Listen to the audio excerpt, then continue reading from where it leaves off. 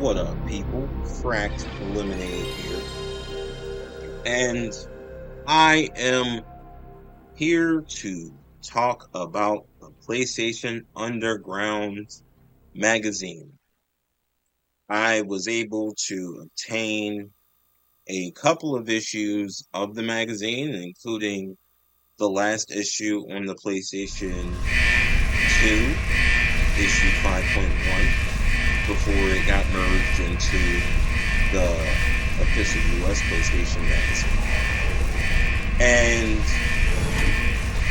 I decided with this to start with the second disc, because disc 2 of the PlayStation Underground magazine is all demo, gameplay.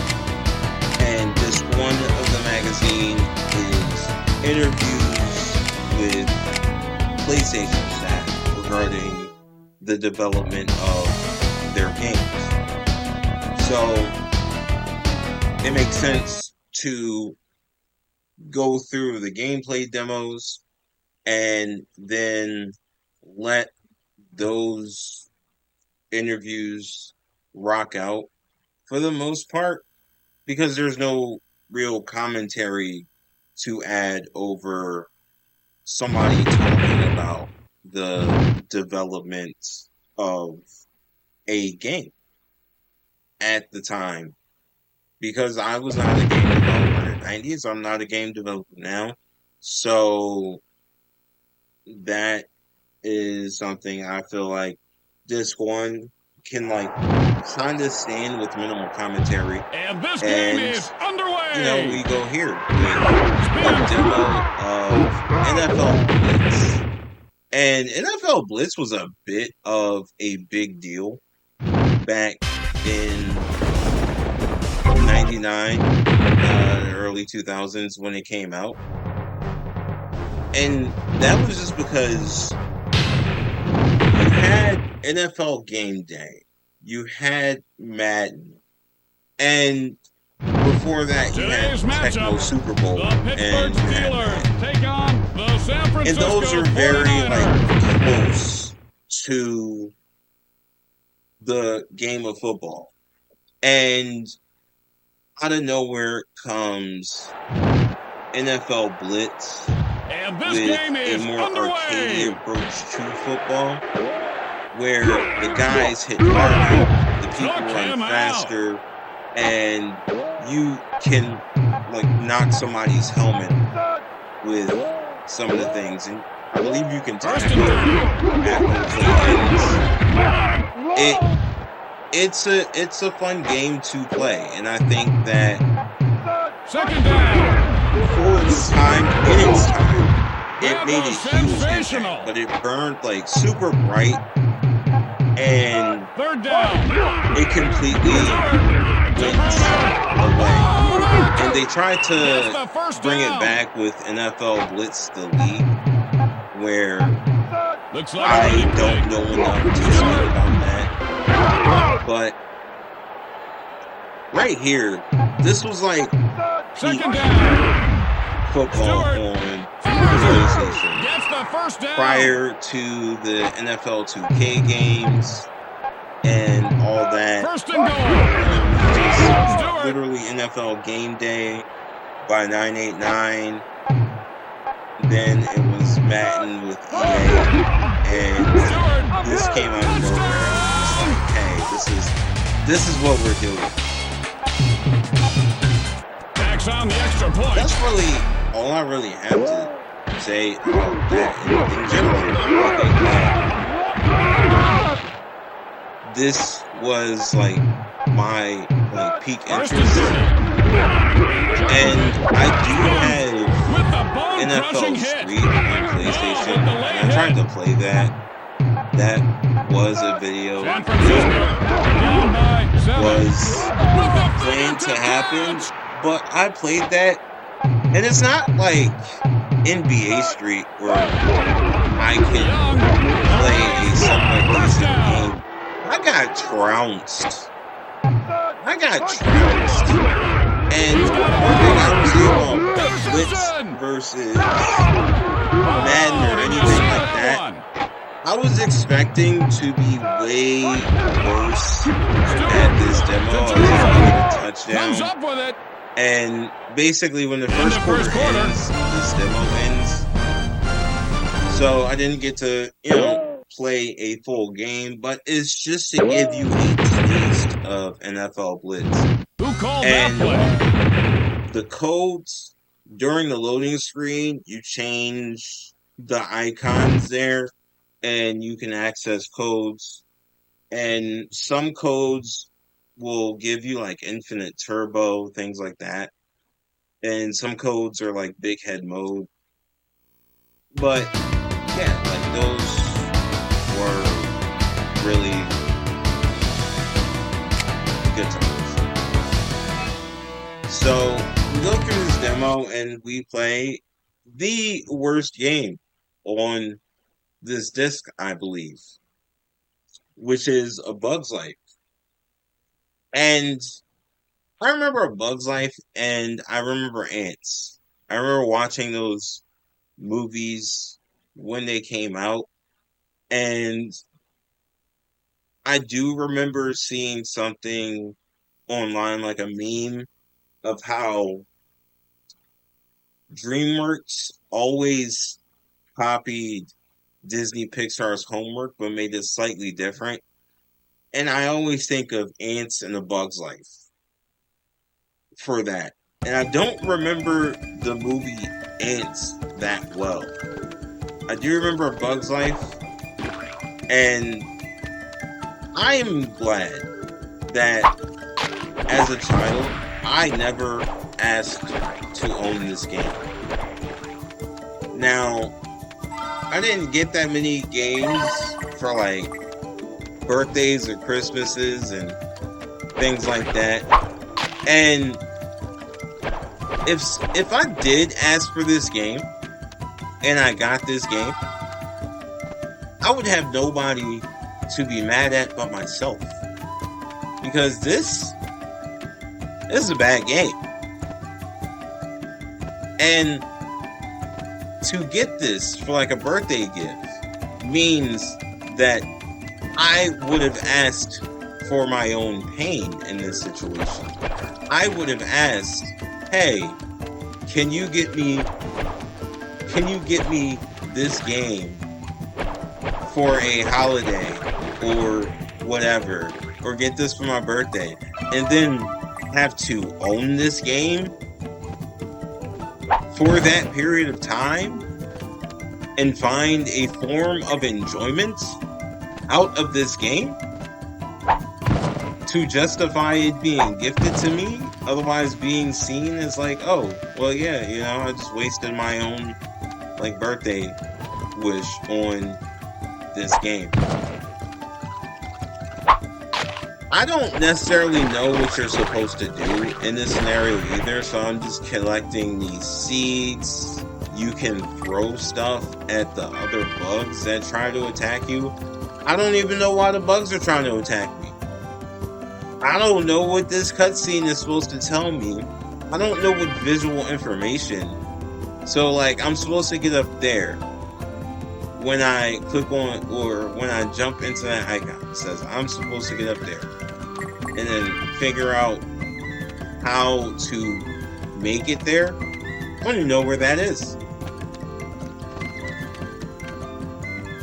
So, I just roam around here until basically I get tired of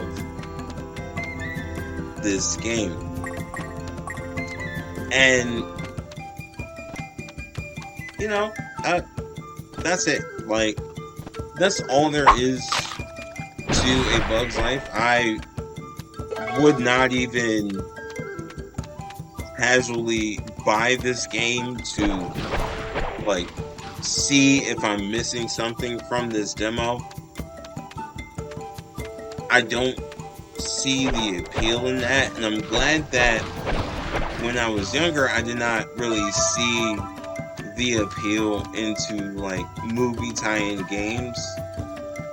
It's also weird because it makes me think that like I really wasn't into Spyro the Dragon or anything when I was younger. I didn't get those games. I mainly had like action games, like Siphon Filter, Legacy of Kain, Soul Reaver, and then I had Gran Turismo, Ridge Racer Type 4 racing games, and yeah, like this was not on like the docket for like games that I would purchase or games that I would play.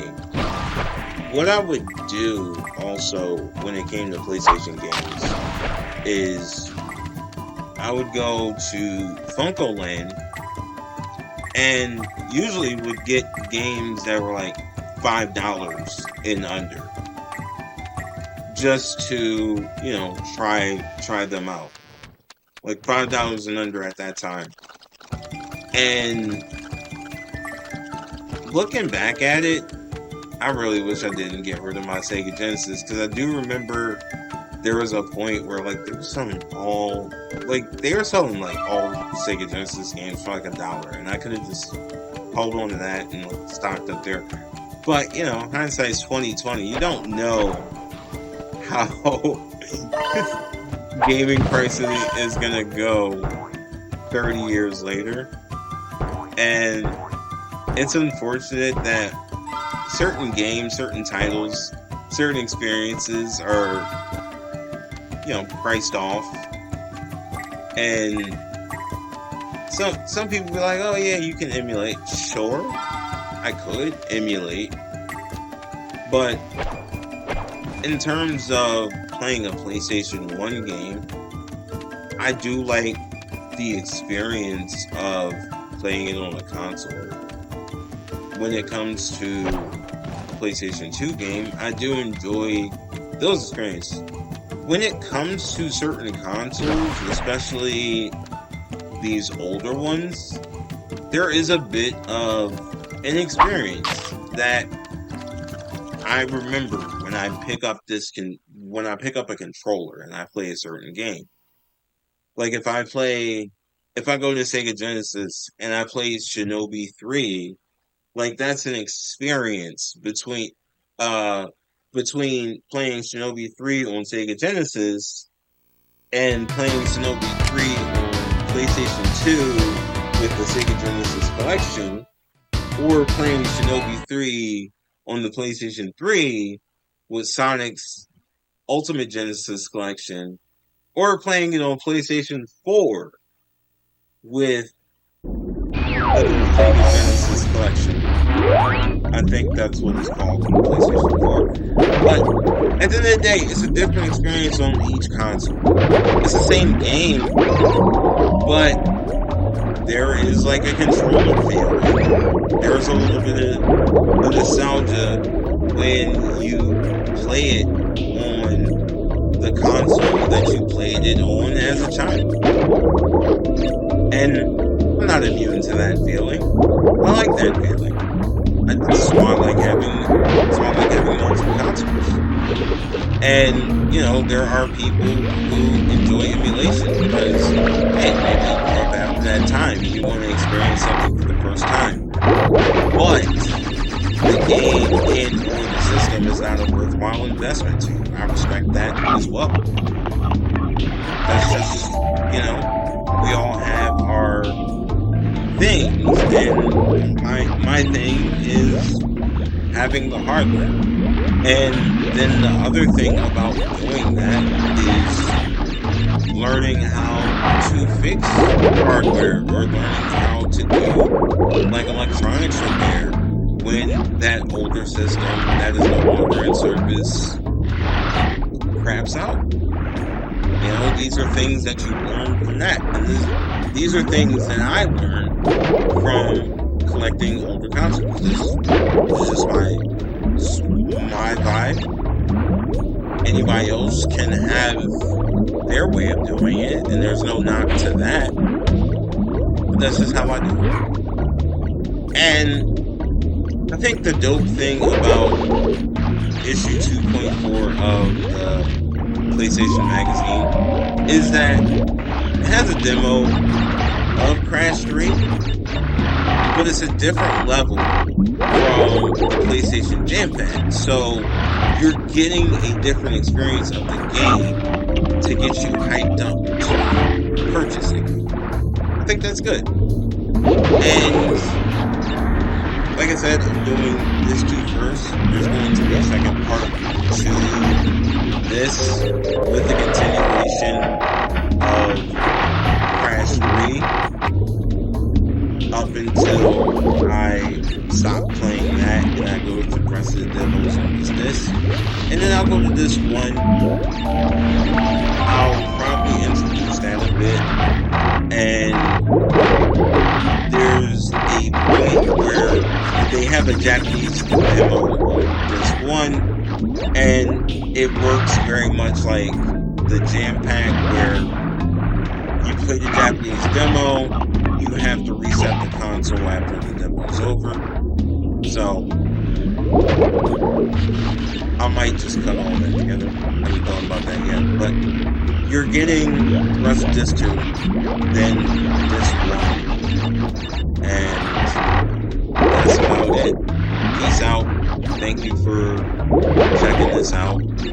And I hope that this dive/rant I went on was helpful or informative to you. And I will present the rest of this magazine later. Peace out.